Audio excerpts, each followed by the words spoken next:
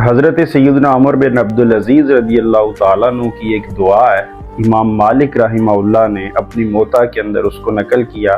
کہ سیدنا عمر بن عبدالعزیز نے اپنے خلوت نشین سے یہ کہہ رکھا تھا کہ میرے لیے موت کی دعا کیا کرو،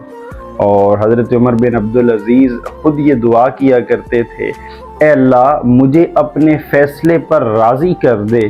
اور اپنی تقدیر پر اس قدر اطمینان نصیب فرما کہ جس معاملے کو تو مؤخر کر دے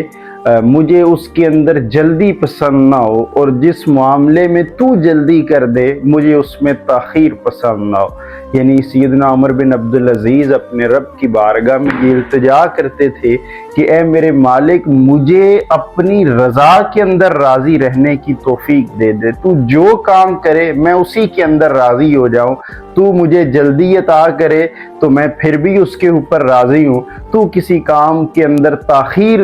میرے کسی کام کے اندر تاخیر ہو جائے تو پھر بھی میں تیری رضا کے اندر راضی ہو جاؤں۔